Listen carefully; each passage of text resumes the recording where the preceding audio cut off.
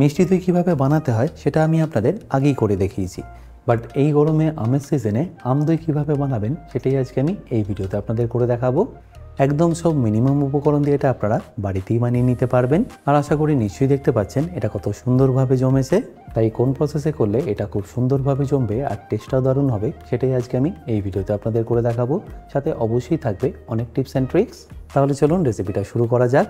By the way, আমি chef Atanu, আপনারা দেখছেন অতনু রান্নাঘর। আর আজকে আমাদের রেসিপি আম দই বা ম্যাঙ্গো ইয়োগার্টের। তাহলে আম দই বানানোর জন্য সর্বপ্রথম আমি এখানে নিয়ে নিয়েছি 2 কেজি আম। আমগুলোকে দেখুন অলরেডি আমি কিন্তু আগে থেকেই ছাড়িয়ে রেখেছি। এবারে পাল্পটাকে আমি এইভাবে স্কুইজ করে বের করে নেব। এভাবে করলে দেখবেন খুবই সহজে আপনারা আমের পাল্পটাকে সেপারেট করতে পারবেন। আপনারা চাইলে ছুরি দিয়ে কেটেও কিন্তু পাল্পটাকে সেপারেট করতে পারেন।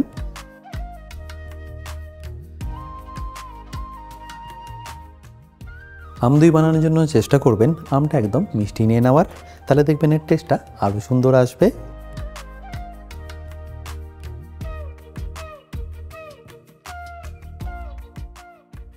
আমের সিজনে একবার হলো আপনারা এই রেসিপিটা ট্রাই করতে পারেন, দেখবেন দারুণ সুন্দর খেতে হয়। আর তাছাড়াও আমি আম দিয়ে আপনাদের বিভিন্ন রকম রেসিপি করে দেখিয়েছি, সেগুলো কিন্তু আমার চ্যানেলে অলরেডি আপলোডেড আছে। আর এই সব ভিডিওর প্লেলিস্ট আমি আপনাদের ভিডিওর লাস্টে দিয়ে দেবো। আর দেখতেই পাচ্ছেন আমার এখানে পুরো আমটাই কিন্তু ভালোভাবে স্কুইজ করা হয়ে গেল বা পাল্পটা সেপারেট করা হয়ে গেল। এবার এই আমের পাল্পটাকে ভালো করে মিক্সিতে দিতে আমি পিউরি করে নেব। আচ্ছা, এপাশে আমি 200 গ্রাম দই নিয়ে জলটাকে আগেই ঝরিয়ে রেখেছি। দইয়ের মধ্যে যতটা জল কম থাকবে দেখবেন পরবর্তীকালে দইটা যখন জমাবেন সেটা আরও ভালোভাবে জমবে। এবার এই দইটাকে আমি একটা বোলের মধ্যে ট্রান্সফার করে নেব।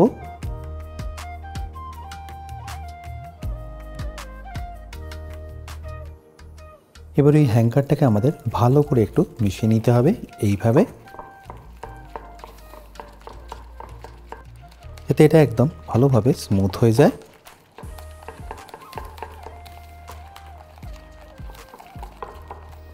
আর ভালো করে এটা মেশানো হয়ে গেলে এটাকে আমি সাইডে রেখে দেবো পরে ব্যবহার করার জন্য।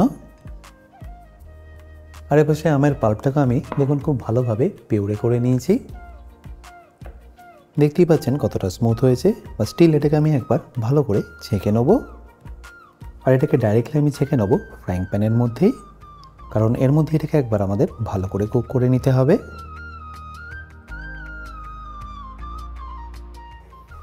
এইভাবে ছেঁকে নিলে দেখবেন এটা একদম পারফেক্টলি স্মুথ হয়ে যাবে। যদি কোনো লাম্পস থাকে সেটা কিন্তু এই জালির মধ্যেই আটকে যাবে।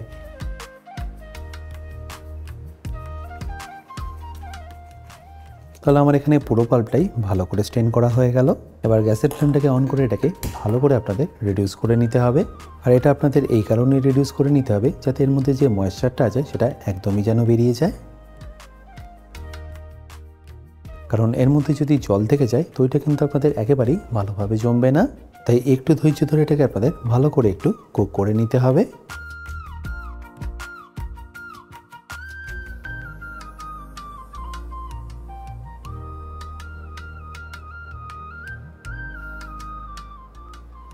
আশা করি নিশ্চয়ই দেখতে পাচ্ছেন এটা এখন বেশ কতটা কমে গেছে,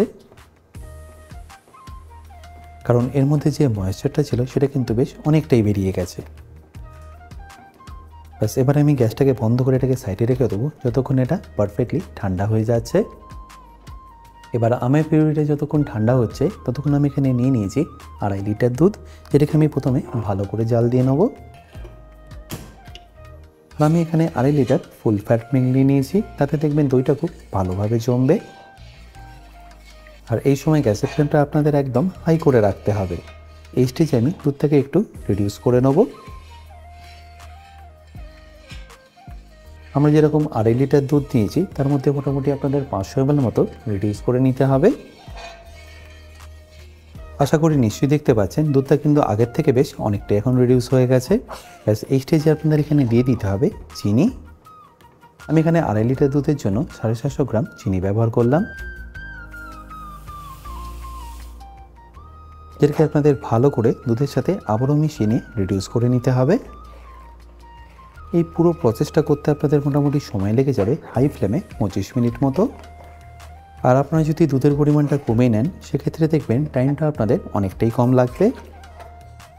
আর এই দুধটা জাল দেওয়ার পুরো প্রসেসটাকে আপনাদের একদম হাই ফ্লেমে করে নিতে হবে।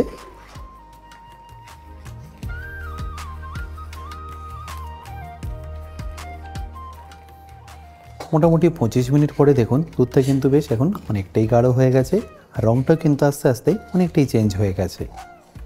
ব্যাস এই স্টেজে আপনাদের গ্যাসের ফ্লেমটাকে বন্ধ করে দিতে হবে আর দুধটাকে হালকা একটু ঠান্ডা করে নিতে হবে। আর দুধটা যতক্ষণ এখানে ঠান্ডা হচ্ছে আমি পাশে বাকি প্রসেসটাও রেডি করে নিচ্ছি। আর এই প্রসেসে আপনাদের এই মিশিয়ে রাখা দইটার মধ্যে দিয়ে দিতে হবে ম্যাঙ্গো পিউরেটা।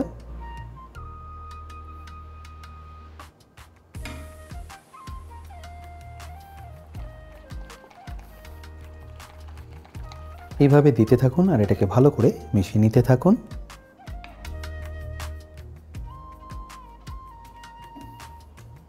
আচ্ছা, এখানে বলে রাখি, আপনারা যারা এখনও আমার অতনু রান্নাঘরের অ্যাডভান্স কুকিং কোর্সটা নেননি তারা নিয়ে নিতে পারেন আমার নিজস্ব ওয়েবসাইট www.otonurannakar.com থেকে। এই কোর্সটা মেনলি রেস্টুরেন্ট স্টাইল খাবারের ওপর। রেস্টুরেন্টে কি গ্রেভি বা কি সস বানিয়ে রাখে যার জন্য আপনাদের 10 থেকে 15 মিনিটের মধ্যেই এই খাবারটা পরিবেশন করতে পারে, সেই সব কিছু আমি শিখেছি এই অ্যাডভান্স কুকিং কোর্সে। এই কোর্সের লিঙ্ক আমি যদিও ডিসক্রিপশন বক্সে দিয়ে রেখেছি, তাও বলে রাখি কিনতে যদি আপনাদের কোনো রকম অসুবিধা হয় আমার সাথে এই হেল্পলাইনে যোগাযোগ করতে পারেন। তাহলে নিশ্চয়ই দেখতে পাচ্ছেন টক দইয়ের সাথে আমের পিউরিটা আমার খুব ভালোভাবে কিন্তু মিক্স করা হয়ে গেল।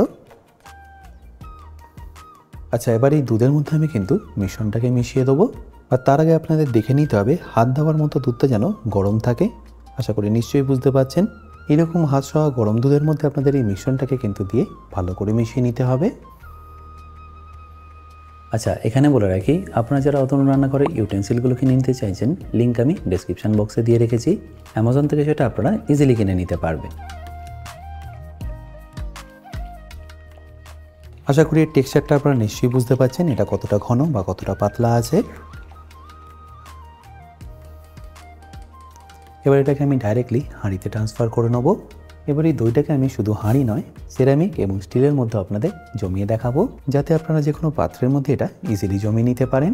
আচ্ছা, এবার এই সব কিছুর মধ্যে আমি অল্প একটু করে মিষ্টি দই লাগিয়ে নেবো যাতে এটা পারফেক্টলি জমে যায়। আপনারা মিষ্টি দইয়ের জায়গায় অল্প একটু টক দইও কিন্তু ইজিলি লাগিয়ে নিতে পারেন, বাট মিষ্টি দই লাগালে দেখবেন দইটা খুবই তাড়াতাড়ি জমবে। আর আপনারা যদি মাটির ভাঁড়ে জমান সেক্ষেত্রে আপনারা মাটির ভাঁড়টা কিন্তু কোনোভাবেই প্রথমে ধুয়ে নেবেন না। একবার যদি ধুয়ে নেন তাহলে কিন্তু দই আপনাদের একেবারেই বসবে না।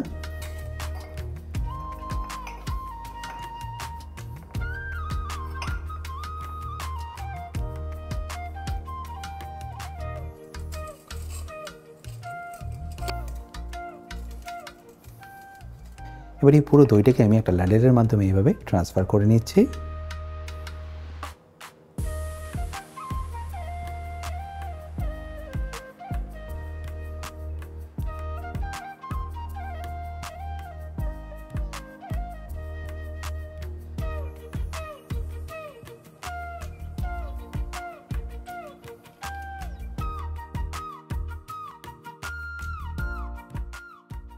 এবার এই সবকটা পাত্রকে আমি ভালো করে সিলভার ফয়েল দিয়ে ঢেকে দেবো যাতে এর মধ্যে এয়ারটা ঢুকতে না পারে।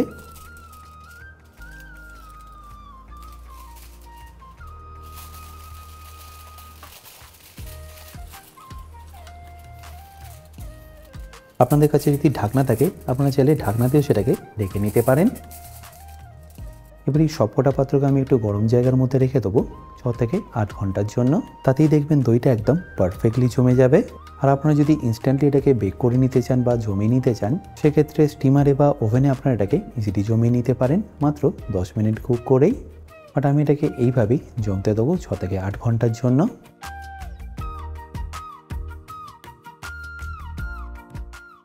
তাহলে এখানে কিন্তু আমার দইটা এখন পারফেক্টলি রেডি। টোটাল 8 ঘন্টা রাখার পরে আমি আপনাদের বাকিগুলো দেখিয়ে দিচ্ছি দিলাম সেট হওয়ার জন্য। এবার আমি এটাকে আপনাদের খুলেও দেখাচ্ছি।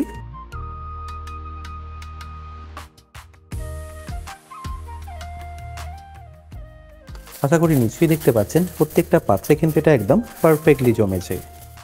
আপনারা একবার এইভাবে চেষ্টা করে দেখুন, দেখবেন খুবই পারফেক্টলি দইটা জমেও যাবে আর এর টেস্টটাও দেখবেন দারুণ সুন্দর হবে। আশা করি এই সম্পূর্ণ রেসিপিটা আপনাদের নিশ্চয়ই ভালো লাগবে, আর যদি ভালো লেগে থাকে অতি অবশ্যই কিন্তু আমাকে কমেন্টে জানাতে ভুলবেন না।